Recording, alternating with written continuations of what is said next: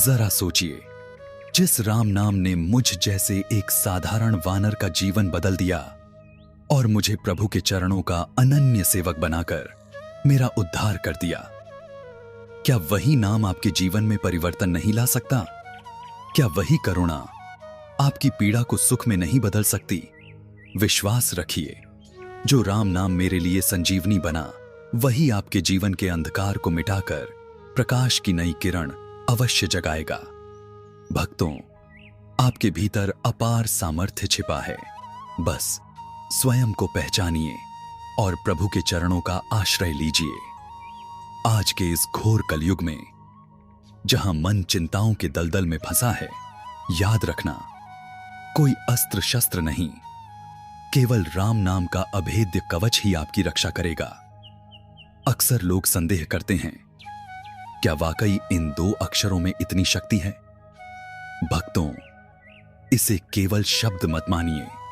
यह वह जीवंत सत्य है जिसने काल की सीमाओं को भी लांघकर भक्तों को अमर बना दिया। मैंने स्वयं अपनी आंखों से देखा है, जब जब किसी ने अटूट विश्वास से राम नाम को पुकारा, स्वयं विधाता को भी अपना विधान बदलना पड़ा। आइए, मैं आपको उस दिव्य सत्य की ओर ले चलता हूं, जहां तर्क समाप्त होता है और श्रद्धा का सूर्य उदय होता है। मेरी स्मृतियों में एक ऐसा ही भावपूर्ण दृश्य आज भी जीवित है, जब हम प्रभु श्री राम के साथ समुद्र पर सेतु निर्माण कर रहे थे। वहां केवल वानर और भालू ही नहीं, बल्कि एक नन्हा सा जीव भी अपने सामर्थ्य से बढ़कर प्रेम और भक्ति से राम काज में लगा हुआ था। उस नन्हे जीव की लगन देखिए। वह जानती थी पर्वत नहीं उठा सकती। वह जानती थी उसकी शक्ति उन विशाल वानरों के सामने कुछ भी नहीं है, पर उसके भीतर प्रभु के प्रति जो प्रेम की अग्नि जल रही थी, उसने उसे स्थिर नहीं बैठने दिया। वह नन्ही गिलहरी बार बार समुद्र के खारे पानी में जाती, खुद को भिगोती और फिर किनारे की रेत पर लौटकर अपने छोटे से शरीर पर रेत के कण चिपका लेती। फिर वह दौड़कर उन भारी पत्थरों की दरारों में जाती और अपने शरीर को झाड़ देती। वह उन पत्थरों के बीच की रिक्तता को रेत से भर रही थी, ताकि सेतु और भी मजबूत हो सके।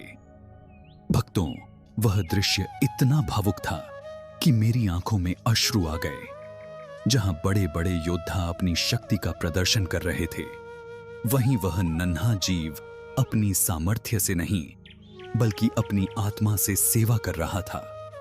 जब प्रभु ने उसे अपनी कोमल हथेलियों पर उठाया, तो मानो पूरे ब्रह्मांड को यह संदेश दे दिया, मेरे काज में कोई छोटा या बड़ा नहीं होता। जिसके मन में सच्चा भाव और निष्काम समर्पण है, वही मेरा सच्चा सेवक है। भक्तों, राम काज के लिए शक्ति नहीं, भाव की आवश्यकता होती है। प्रिय भक्तों, यदि आज आप भी अपने जीवन के संघर्षों के बीच राम नाम के साथ एक छोटा सा कदम भी बढ़ाते हैं, तो वह उस नन्ही गिलहरी के प्रयास के समान ही अनमोल है।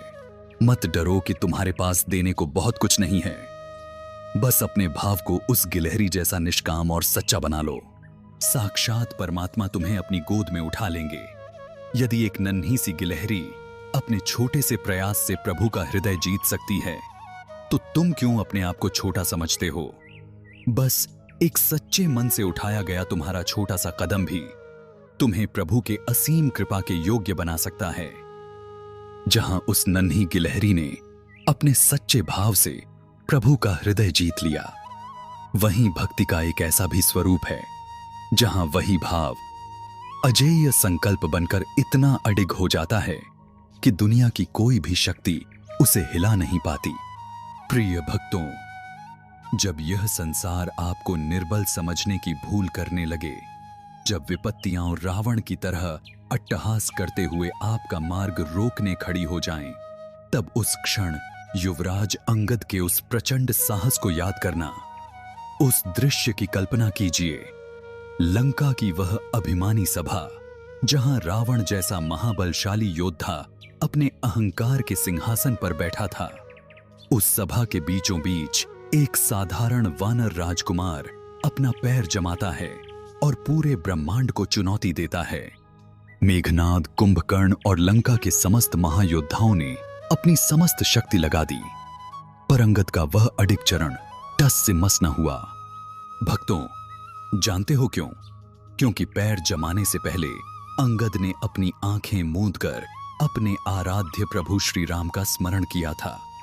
उन्होंने अपनी संपूर्ण चेतना को अपने प्रभु के पावन नाम के साथ एकाकार कर दिया था।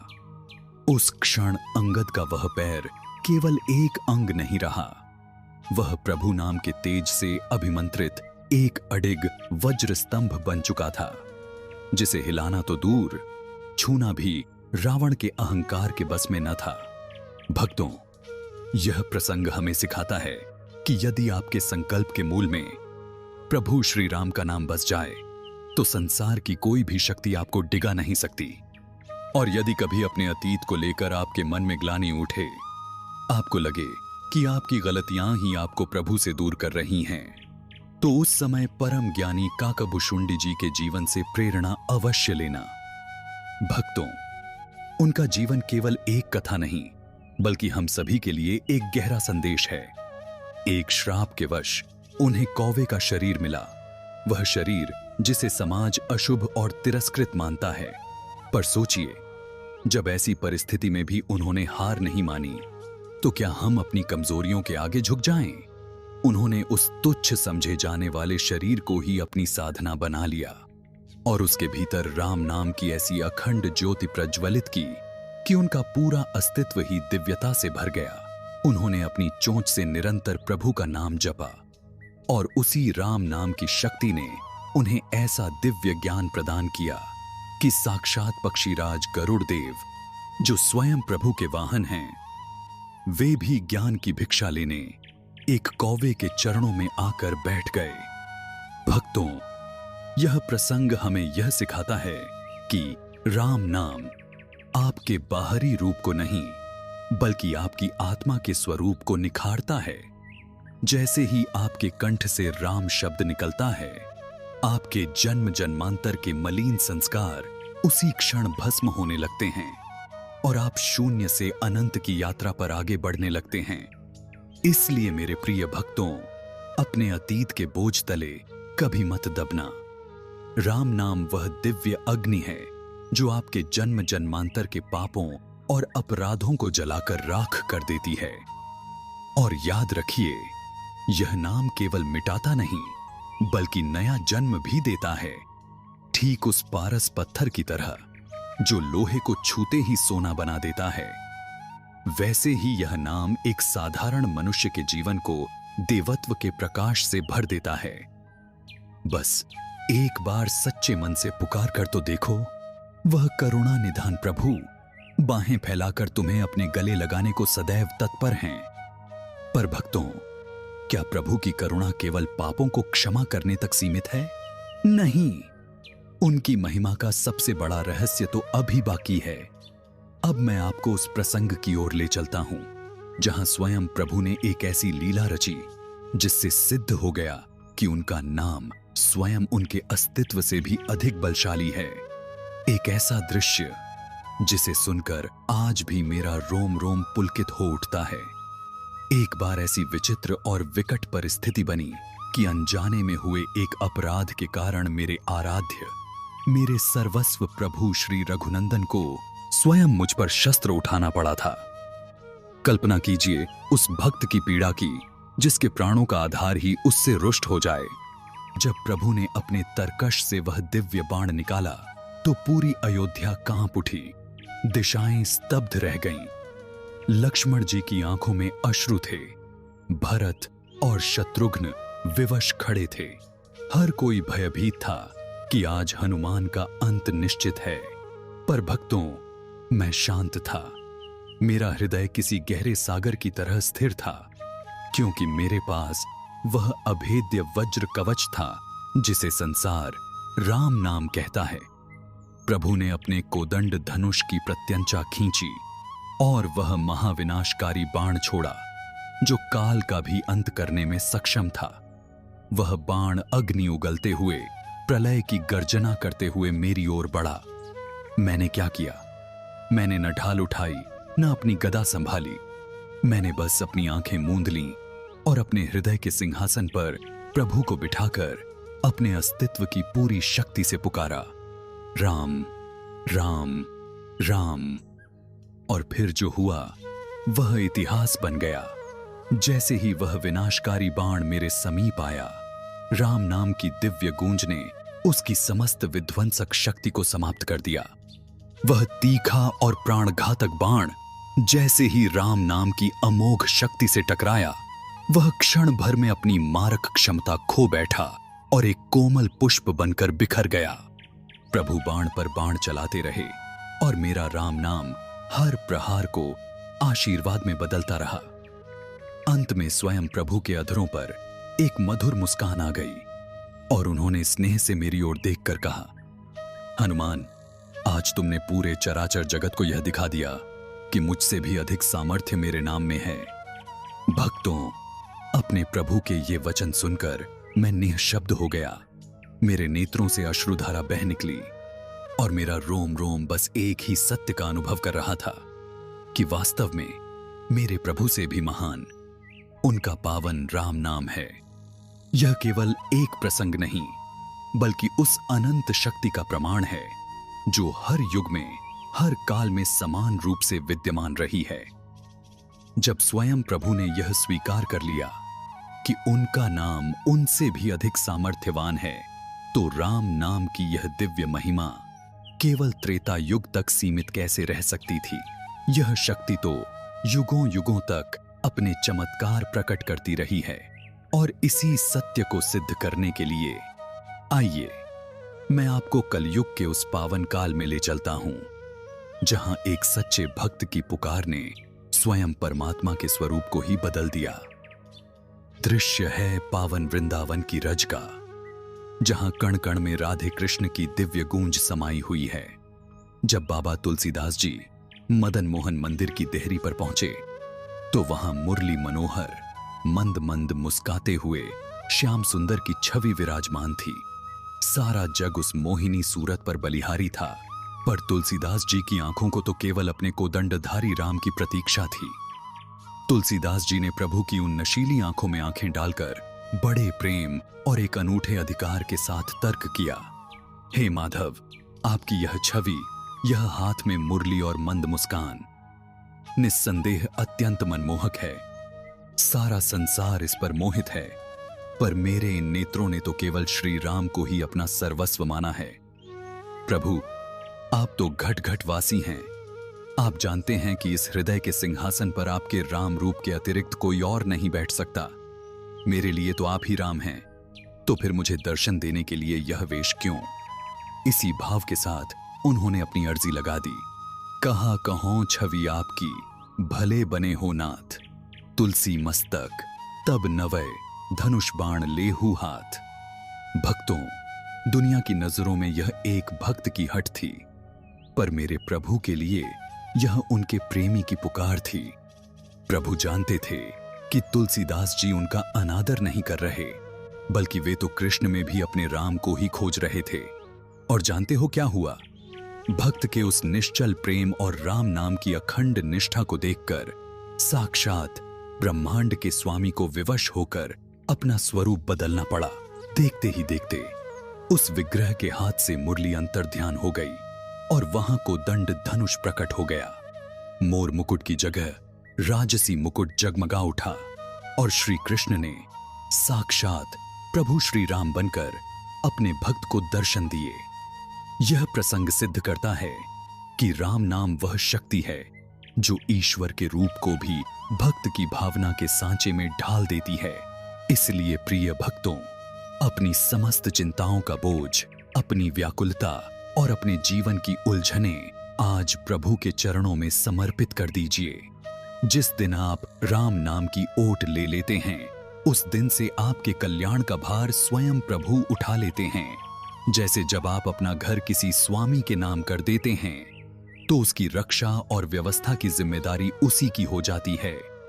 ठीक वैसे ही आपके भीतर के ये दोष, काम, क्रोध, लोभ और भय अब प्रभु के अधीन हैं। आप निश्चिंत हो जाइए। और बस राम नाम का आश्रय ले लीजिए। जाते जाते मैं आपसे केवल एक ही बात कहना चाहता हूं, अपनी हर श्वास को राम नाम की माला बना लीजिए। उठते बैठते चलते फिरते हर कार्य में अपनी जिह्वा पर राम को बसाइए। यही वह सरल सेतु है जो आपको सीधे ईश्वर से जोड़ देता है। और याद रखना मेरे प्रिय भक्तों, जब इस संसार में सब द्वार बंद हो जाएं, जब कोई सहारा न दिखे, तब केवल एक बार पूरे विश्वास से राम पुकारना। तुम्हें अनुभव होगा तुम अकेले नहीं हो, स्वयं प्रभु तुम्हारे साथ खड़े हैं। आओ भक्तों, इसी अटूट विश्वास के साथ अपने जीवन को राम नाम के इस दिव्य प्रवाह में समर्पित कर दो। इस दुर्लभ मानव जीवन को यूं ही व्यर्थ न जाने देना। प्रभु के पावन नाम का आश्रय लेकर इसे सार्थक, पवित्र और धन्य बना लो। प्रिय भक्तों, अब मिलते हैं प्रभु श्री रामचंद्र जी की उसी अनंत भक्ति के अथाह सागर में, जहां केवल आनंद है, केवल शांति है और केवल प्रभु का प्रेम है। तब तक अपनी हर श्वास के साथ, अपने हर विचार के साथ जपते रहिए राम राम राम। प्रिय भक्तों, आज स्वयं पवन पुत्र हनुमान जी ने हमें अपने जीवन के गूढ़ रहस्यों और महान भक्तों की कथाओं के माध्यम से यह अनुभव कराया कि राम नाम की भक्ति का प्रताप कितना अद्भुत और असीम है। आज आपने देखा कैसे 2 अक्षरों के इस छोटे से राम नाम ने स्वयं भगवान के बाणों को कोमल पुष्प बना दिया, कैसे अंगद का संकल्प वज्र के समान अडिग बन गया और कैसे काकभूषुंडी जी का जीवन तिरस्कार से उठकर दिव्यता का प्रतीक बन गया। यही नहीं, आपने यह भी जाना कि राम नाम में वह अद्भुत आकर्षण है जो स्वयं कृष्ण कन्हैया को भी अपने भक्त तुलसीदास के लिए धनुष बाण धारण कर राम रूप में प्रकट होने को विवश कर देता है। अब जब आप राम नाम की इस अनंत महिमा को दिव्य वेदम के माध्यम से सुन और समझ चुके हैं, तो फिर देर किस बात की। अपने जीवन के हर दुख, हर चिंता और हर संकट को प्रभु के चरणों में समर्पित कर दीजिए। आज से इस दिव्य नाम को अपना आधार बनाइए और निश्चिंत हो जाइए। दिव्य वेदम YouTube चैनल का उद्देश्य भी यही है कि हम युगों युगों से चली आ रही इस आध्यात्मिक चेतना और ईश्वरीय शक्ति को आप तक पहुंचा सकें। यह केवल एक चैनल नहीं, बल्कि एक छोटा सा राम काज है, जहां हम सब मिलकर भक्ति के इस पावन मार्ग पर आगे बढ़ रहे हैं। यदि आपको लगता है कि प्रभु की यह महिमा हर व्यक्ति तक पहुंचनी चाहिए, तो आप भी इस पवित्र यात्रा का हिस्सा बन सकते हैं। इस वीडियो को साझा करना, किसी भटके हुए मन तक राम नाम का प्रकाश पहुंचाना है। आपका एक लाइक हमारे लिए आपके विश्वास की वह प्रेरणा है जो हमें इस मार्ग पर निरंतर आगे बढ़ने की शक्ति देती है।